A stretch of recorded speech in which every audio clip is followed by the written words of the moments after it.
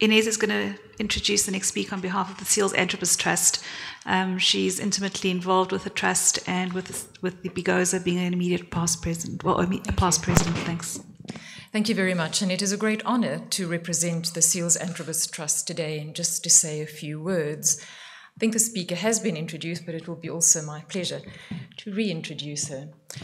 I am a firm proponent that one should be privy to the past in order to understand the present and perhaps predict the future. So how does this mantra relate to the Seals Anthropist Trust and its collaboration with Bigoza? Well, the answer lies in the genesis of the trust, and I will just say a few words, as chronicled by Barbara Lindop, who is the sister of Janet Seals Anthropist. Janet Anthropist was the daughter of Philip and Barbara Seals, and she was diagnosed with breast cancer at the age of 30. Sadly, this was picked up during a prenatal examination, and so she faced the emotional trauma of termination of pregnancy as well as a mastectomy at the time. Reconstruction way back then was not an offer. So those early years of breast cancer treatment were quite barbaric by today's standards and understandings. There was only one unit that administered chemotherapy. It was an hour away each way. And the aftermath of the ministrations, the treatment, was quite violent. I suppose way back then they didn't have the sophisticated antiemetics we have today. Added to that, there was an all-male medical team that was treating her, and at the time it was perceived not to be something that was particularly conducive to kindness and sympathy, so the treatment was an ongoing ordeal. So Janet Seals Anthropist survived her initial treatment, but this was at an enormous emotional and mental cost. Sadly, her cancer then metastasized, initially to the bones and later to the lungs. When she was diagnosed, you can imagine at the age of 30, her children were very young, and their lasting memory is of their mother being constantly ill and really facing imminent death. One of Janet's fears was that when she was gone, no one would remember her, and that her children would forget her, and also perhaps the fears of other women who'd gone through a similar ordeal. But the irony, as Barbara says, lies in the fact that she is very often, up to this day, remembered and spoken of, and the satisfaction of knowing how the trust has helped in a small way to contribute towards the superb treatment that is now available for many. Over the past 3 decades, the Trust has been involved in many ways, sponsoring visitors, specialists from all over the world, to share their knowledge, enable transformation of breast cancer treatment into a journey that is one of loving care, kindness, and consideration towards both the patient as well as the family. As a family, they are hugely indebted to the many leading medical specialists who have agreed to visit South Africa whilst sharing their expertise and with their local colleagues. So that is the past. Since 2018, the Trust has been involved with Bigoza and has sponsored the keynote speaker, and their generosity has incrementally increased over the 5 past years.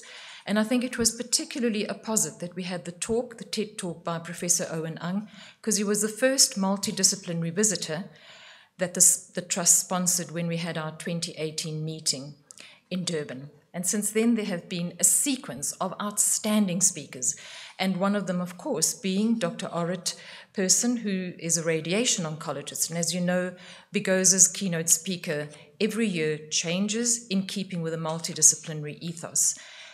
So it is the hope of the Trust that this magnanimous, extraordinarily generous contribution will continue into the future so that we can attract speakers of outstanding international repute and quality to educate us, to help us with collaboration as well as innovation.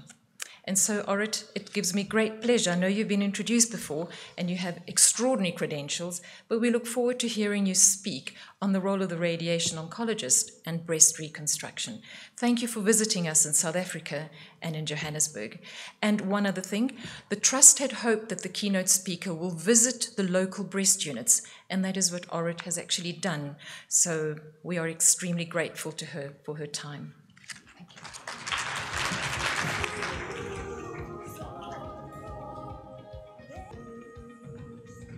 So you made me tear, and thank you, because when you connect those stories with patients and what we do as a profession, it gives a lot of added value. And I'm sure my visit, I learned so much from spending the days with this day with you and hearing the talks, and also from yesterday, so thank you.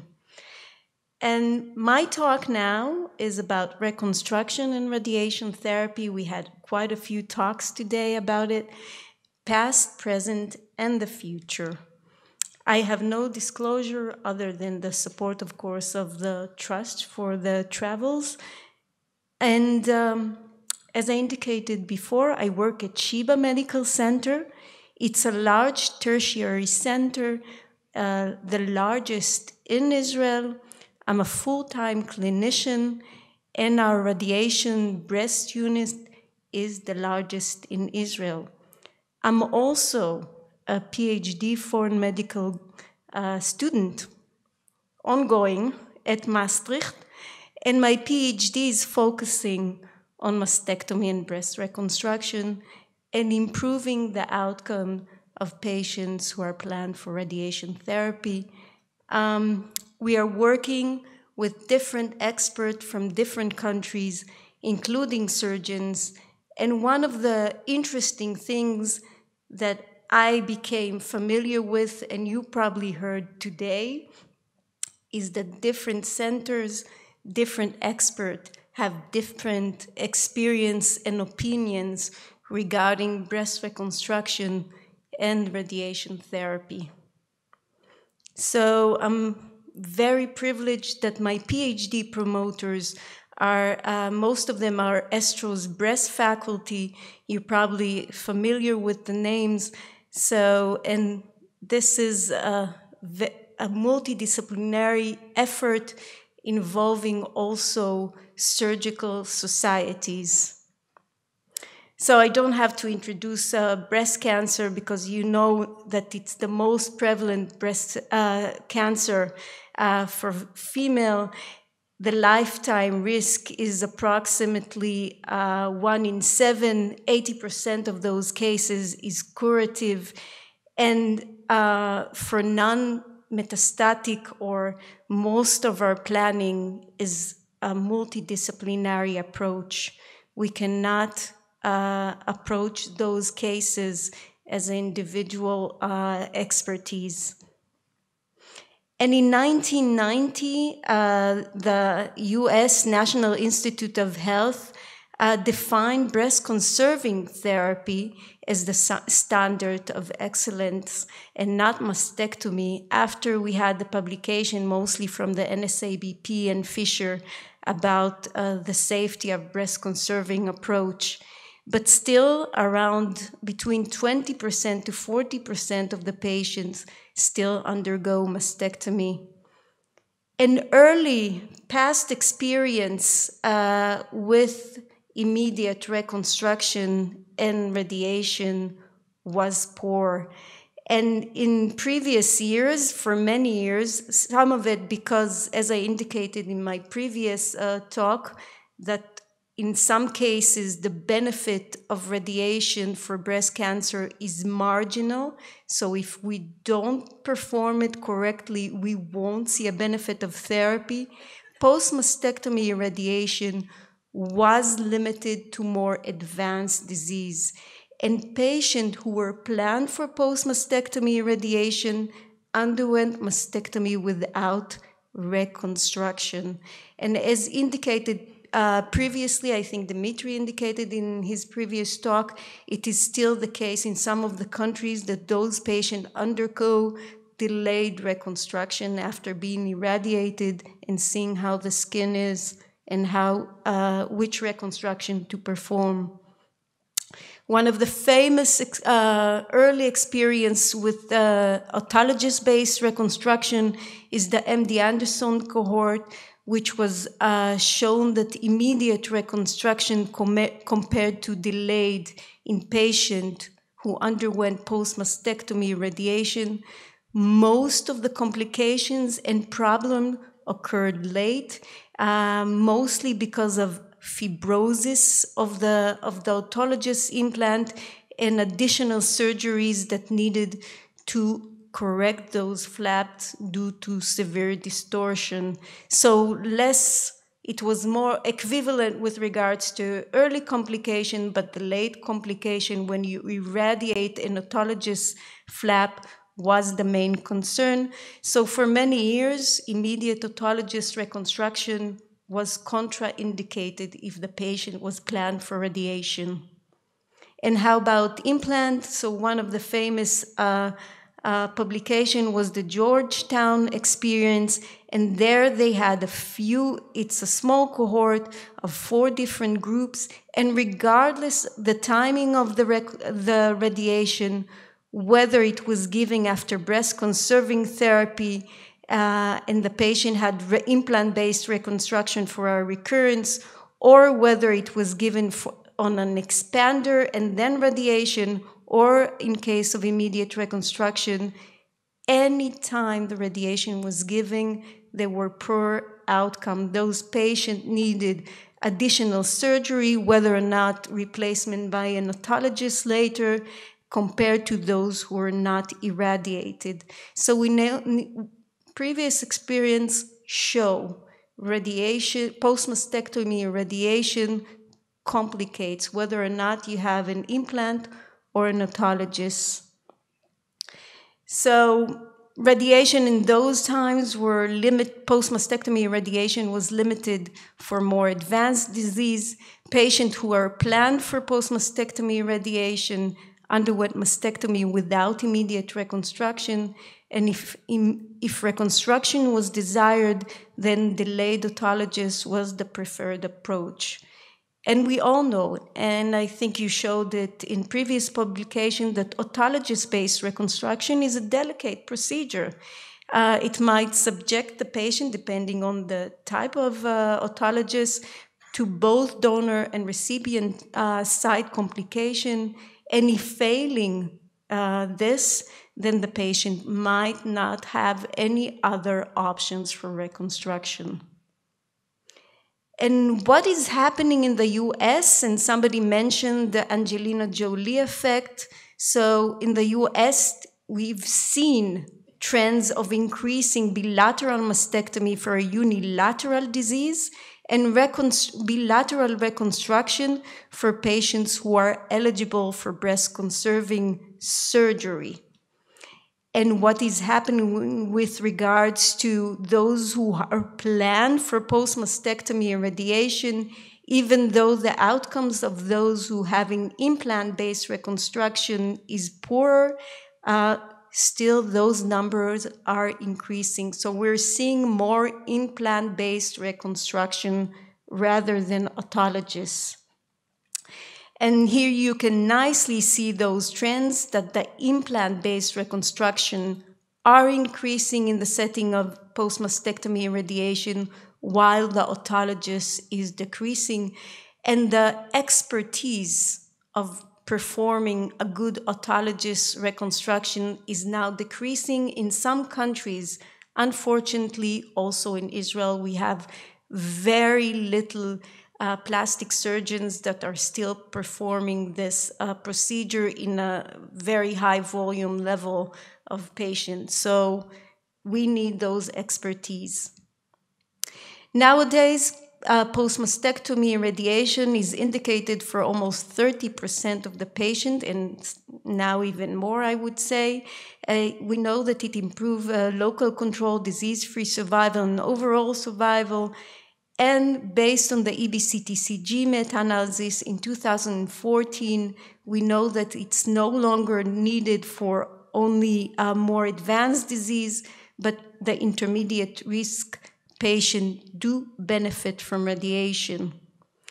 And unfortunately, there are no clear guidelines, as indicated in the lectures before, how to perform which reconstruction and what is the timing. Different societies, different countries have different recommendations. For example, I work a lot with the Danish breast cancer group. Their patients who are planned for post-mastectomy radiation are not going immediate reconstruction. They're only undergoing delayed reconstruction, and preferably with an otologist. And the immediate reconstruction, even with the implant, is now under a clinical trial there, and it's not recruiting well. So these are different approaches in different countries. In some centers, as I indicated, if post-mastectomy is planned, then the patient won't be planned for a reconstruction, while others will perform immediate and even immediate implant-based. So immediate implant-based reconstruction is increasing in some of the countries, especially in the US, but also in Israel and other countries in Europe.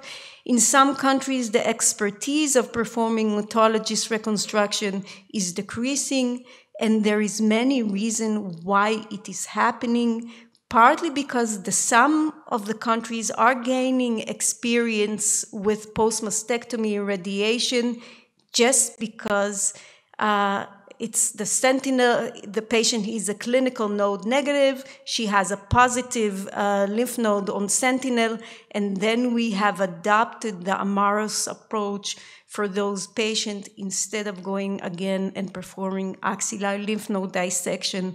So some of the countries has gained more experience with implant-based, while other, it's partly because autologous mandates more operative time, etc., etc. And in the US, for example, it's better reimbursement with the implant base. There are some studies to show that. So the St. Gallen consensus in 2021 indicated that even though I showed you some of the controversies regarding the approach, that all patients who undergo mastectomy should have an option for reconstruction, regardless or not if they're planned for radiation therapy. However, there is no consensus about the ideal type of reconstruction, nor the timing in the setting of post-mastectomy radiation. And this was previously shown in one of the lectures before, but again, we know that when we irradiate in implant-based reconstruction, we do poorly. Radiation significantly increases complications, significantly increases the rate of implant failure, and there is less satisfaction when the patient is reconstructed with an implant. And this is a nice analysis by Jana Bonafide and recently published from the Swedish cohort.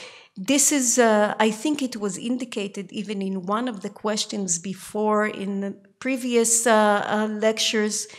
This is the cumulative implant removal rate over time. And you can see the differences among patients who were irradiated compared to patients who were not irradiated. And in this cohort, you can see those who had breast conserving therapy and then implant-based reconstruction, it was almost the same as irradiating the implant. And what's interesting here is that some of the patient, if you follow them enough, you will see that they will request to remove the implant due to their preference. They're unhappy with the results after radiation. And this occurs over time. Look at the percentage that they found in the Swedish cohort after 10 years. So this is highly important we need to maintain the expertise of autologous-based reconstruction. It is better in the setting of radiation. And this is the reality. So mastectomy and implant-based reconstruction is increasing for many reasons, and post-mastectomy indication is increasing partly because we're de-escalating the axillary surgery. And what is the future? The future is that we must improve, and we must improve now. So the future is starting from today. And regardless your expertise, you must be involved, even if you're a radiation oncologist or whatever expertise you have, in a multidisciplinary team from the time of diagnosis. And you saw here about imaging and vacuum-assisted biopsy. I had a lot to say, but so you must be part of the team, because the best care should involve a pathologist, a radiologist, a surgeon, regardless of the expertise, oncologist, genetician. This is the best care. And advise the patient for breast conservation if she's eligible, and consider primary systemic therapy, consider oncoplastic surgery. The surgeons can perform miracles with oncoplastic surgery. It's really beautiful if it's done correctly. Identify cases that are prone for complications, smoking, comorbidities. And this was mentioned before as a comment. We have so many factors to take into account. We have the patient-related factors that are prone for complications. We have disease-related factors, and we have treatment-related factors. So be tenacious, look at the outcome of your own patients, like were in those abstracts presented today, and learn from your experience as well. And what are the patient-related factors for poor outcome of post-mastectomy radiation in the setting of reconstruction? So it was mentioned diabetes mellitus, ischemic heart disease, and peripheral vascular disease, smoking, high BMI, genetic susceptibility, and maybe also patient desire. And spend time with the patient, understand their wishes, perform a physical exam, and identify those risk factors. And ask the patient what they really want. So maybe it's cultural base, but at least we feel it at the multi-D sometimes, that we are pushing the patients for the decision, and some of the patients will be okay without a reconstruction. So try to ask them what they really want, and we shouldn't push them to what we think they should have. And this is a slide of a patient-related risk factor or a surgeon-related risk factor. Believe me, when you see the patient in a physical exam, the reconstruction looks amazing. It looks beautiful, symmetrical. But when you come to irradiate this patient, you are in trouble, because when you try to put a tangential field to include the volume at risk, the patient is paying a price. You either include the contralateral breast, you either include a lot of lung or the heart in order to fully irradiate. So you need to discuss with the surgeons, and there are solutions for that. There are some of the implants that are more first, the size of the implant, but some of the implant have like a teardrop. They're more natural looking, and there are many methods that they can reconstruct and without challenging our planning. And other factors that are associated with poor outcome is body habitus. So high BMI is a risk factor for complications, but also those dog ears, because we have those inhomogeneity over there. We have comorbidities like diabetes and ischemic vascular disease that can cause such fibrosis. And we have patients who are susceptible for radiation, like those who have collagen disease history or in the family that can have a morphea-like chest wall afterwards, and those who smoke. We saw also in the previous presentation about fat necrosis.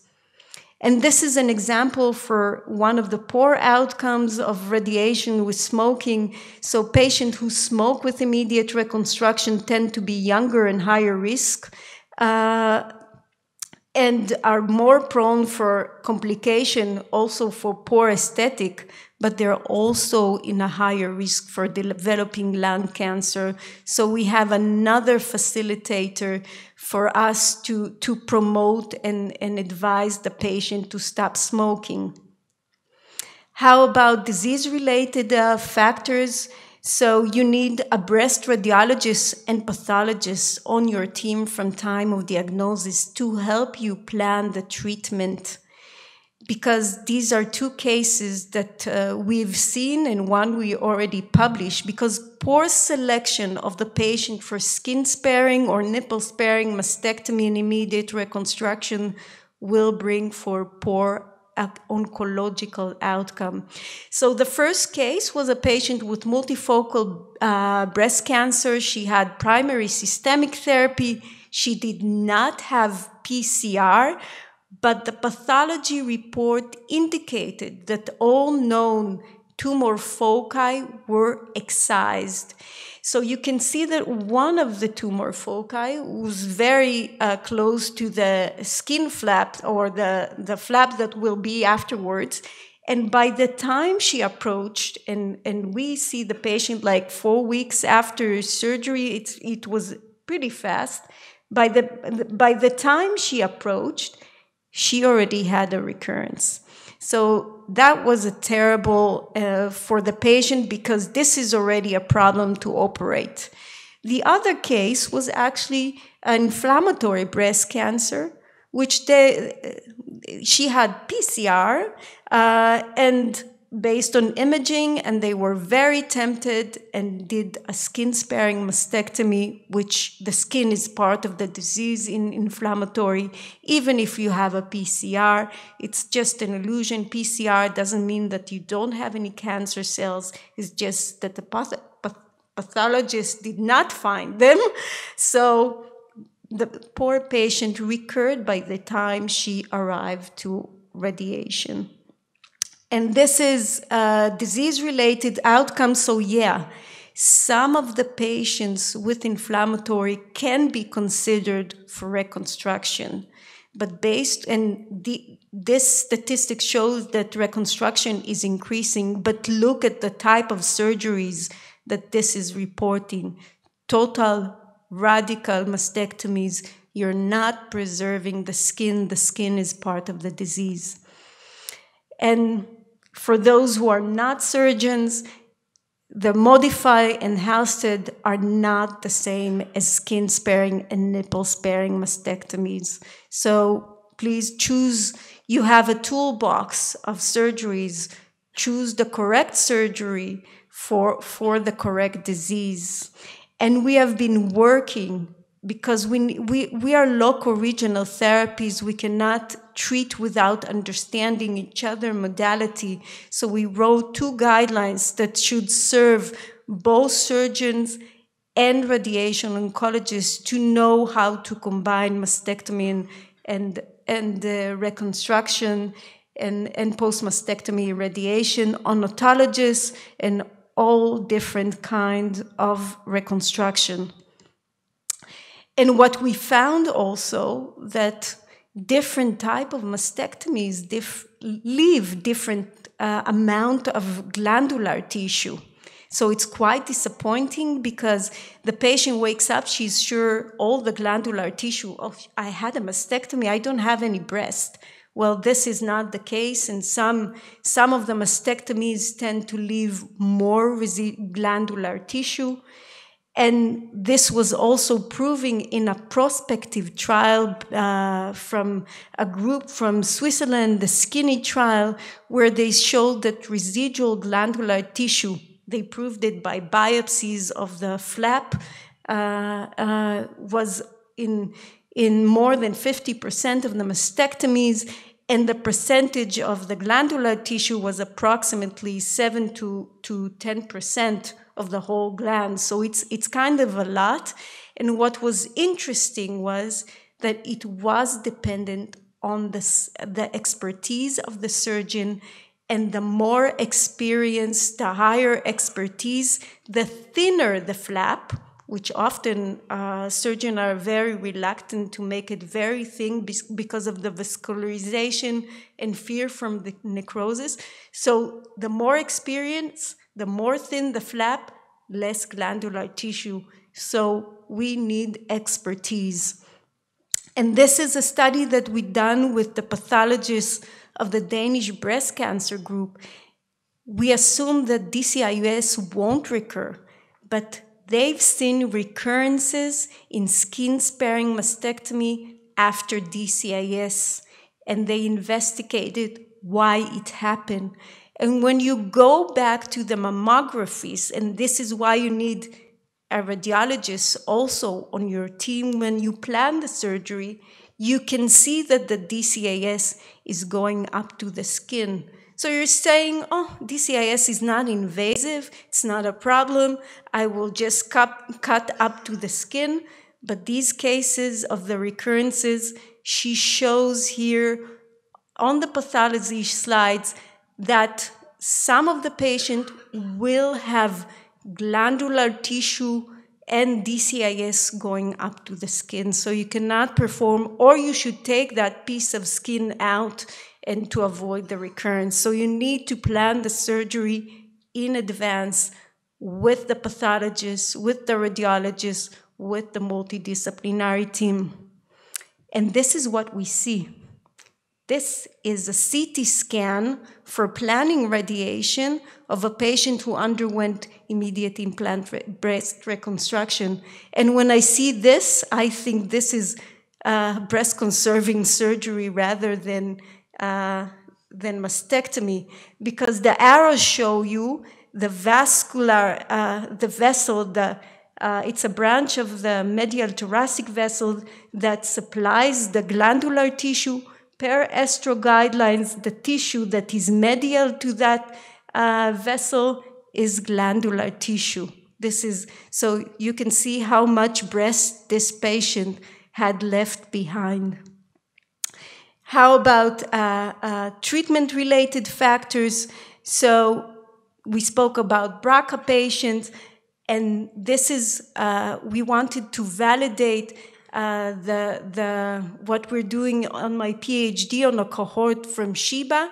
As a tertiary center, we have a large genetic unit where not necessarily these patients were operated on, but our follow-up at our genetic center. And you can see here that BRCA breast cancer patients who had lower stage of disease and had immediate reconstruction, and due to the low stage of disease, there was no indication for radiation. They didn't have any lymph node involvement. Those patients recurred extremely early. We had approximately more than 11% of the patient recur within 10 years, and this is quite alerting data, and it's probably because those patients had residual glandular tissue and most probably residual tumor foci after mastectomy and immediate reconstruction. So we need better selection of, I'm not saying that those patients should not have an option for immediate breast reconstruction. We need to improve those abilities with regards to and plan the surgery according to the risk. So we need to start today. And as I indicated before, we published through Estro different guidelines how to delineate and how to decide on the volume, also to reduce the toxicity. And as a radiation oncologist, when we define the target volume, the high-risk volumes are those volumes that are at risk for recurrence, And you see here all the residual tissue is the high-risk volume for planning. So we published estro guidelines for delineation after immediate reconstruction, and several groups already validated retrospectively those guidelines that the recurrences do occur in the areas that estro define as high risk. This is also planned to be validated in a prospective trial by the Danish group. And another example, I think Dimitri spoke about fat necrosis, or also other speakers. This is a study that we published that we need to remember that many of now the autologous-based reconstruction are using the internal mammary vessels for anastomosis. So when we plan to radiation, we need to take this into consideration. And as I show here, you can easily see on MRI where the anastomosis is, and I think it's usually in level intercostal 2 and 3, it's usually done during surgery. So think if there is a true indication to irradiate the internal mammary, and if not, just avoid it to reduce the risk of fat necrosis. How about dose and fractionation? And I will challenge the person who said, I think somebody said here that he doesn't believe really in moderate hyperfractionation. Well, I'm sorry to disappoint you. We have level 1 evidence that this is much better than the conventional fractionation. And I took here, especially the Danish that was recently published, because they had a planned subset analysis in different scenarios. It's better when you give chemotherapy, it's better when you give trastuzumab, it's better when you have a smoker patient, it's better when you have somebody with large breasts, moderate hyperfractionation, and I speak about the 40 in 15 is the best. And according to Sangalen and ACRO guidelines, this is the recommended fractionation for immediate reconstruction, less toxicity. And remember this image? So I had a lot of colleagues saying, oh, but we have VMAT. Why won't you irradiate her with VMAT? Why do you need tangential fields? Well, we pay a price. Do we really want to pay a price of the low dose bath that our planning base are doing? So we need to take those into consideration because we don't have data of secondary malignancies in breast. And I'm sorry to tell you that we probably won't have data about VMAT in breast, because if we're not collecting those data, we will think that we're not causing any harm. So we tried to have a presentation in Estro about secondary malignancies, but unfortunately, none of the large databases are capturing the type of planning, so we won't have data for now unless somebody is going to start to collect it. And we spoke about the differences in radiation planning. Radiation causes fibrosis. It is well known. It is well known that we have a dose effect in the breast from the URTC boost trial. This is why the moderate hypofractionation is actually you're giving a lower dose if you're using the 15 fraction. And we do not recommend to boost those patients, and obviously do not use a bolus. We published recently guidelines about the use of bolus. Unless you have a clear indication, it just adds toxicity and does not add any clinical benefit. How about after radiation? Promote healthy lifestyle. It does matter. Stop smoking. Physical activity, swimming is the best, and reduced inflammation. You spoke about anti-leukotrienes. Yeah, we have some data, but now we also have, we had past data about fentoxetylene and high dose of vitamin E. And recently the Danish breast cancer group presented at ESTRO their experience of fentoxetylene with high doses of vitamin E, and it significantly reduced fibrosis in breast cancer patients. So this should be considered as an option. So breast cancer therapy is a multidisciplinary approach and is the key for success. Patients who undergo mastectomy should be considered for reconstruction even if they're planned for radiation. The type of mastectomy should be decided according to the oncological safety, not the surgery expertise. And yeah, we should take account patient wishes, but not if we're compromising on oncological outcome. Surgical feasibility and patient wishes are important. Radiation does not preclude the option for reconstruction or immediate reconstruction. So still in the setting of radiation, autologous is the best. Make sure your radiation plan is good, moderate hyperfractionation, and limit the use of bolus and boost. And this is the future. I will not go into that, but we are part of some of those important initiatives and very exciting future for breast reconstruction. So the time is out, but this was actually a nice about machine learning, trying to predict the capsular contraction after two-stage reconstruction.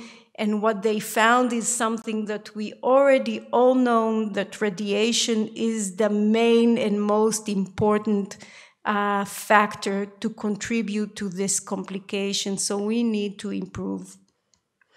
And these are additional things that I mentioned before that are associated also with immediate reconstruction and hopefully will help in the future.